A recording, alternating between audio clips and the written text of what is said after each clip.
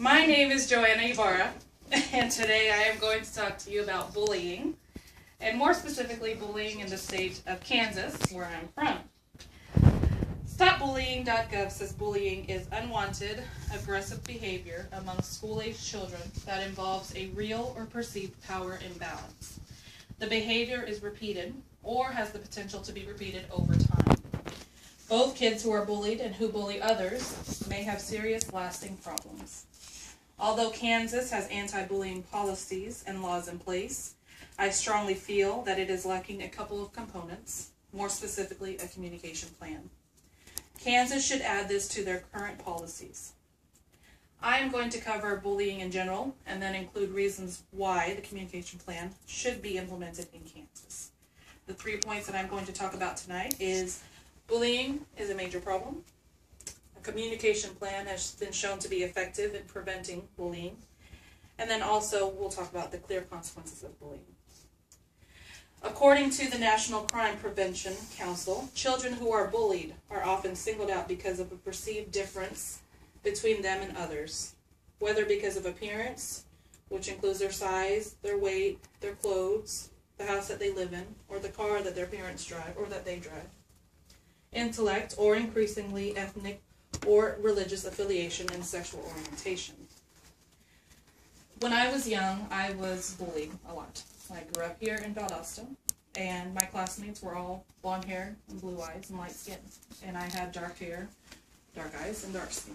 So I suffered through bullying, but I was very fortunate in that I didn't allow that to stop me from doing the things I wanted to do.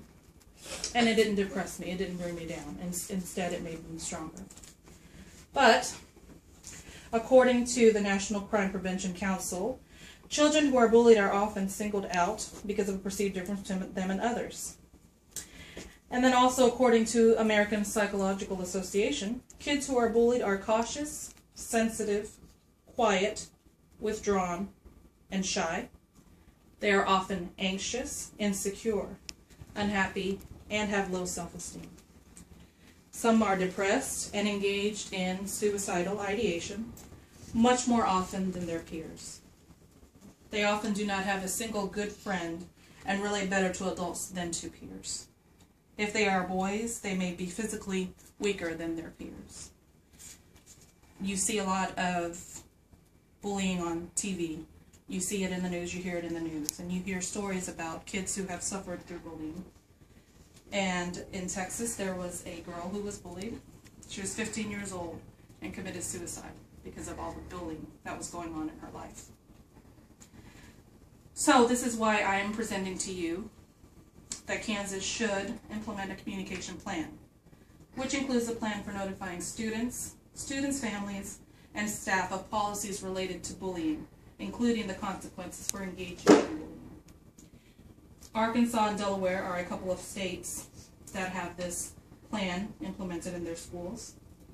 The policy shall require that notice of what constitutes bullying, that bullying is prohibited, and the consequences of engaging in bullying be conspicuously posted in every classroom, cafeteria, restroom, gymnasium, auditorium, school bus in the district, and that copies of the notice should be provided to parents, students, school volunteers, and employees.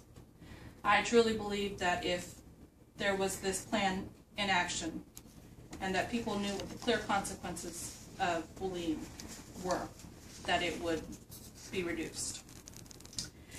If you know of anyone that is bullied, or if any of your children are going through it, you may contact the school superintendent, the State Department of Education, the U.S. Department of Education Office for Civil Rights, the U.S. Department of Justice Civil Rights Division. And these resources are also available on www.stopbullying.gov. Thank you. Good job.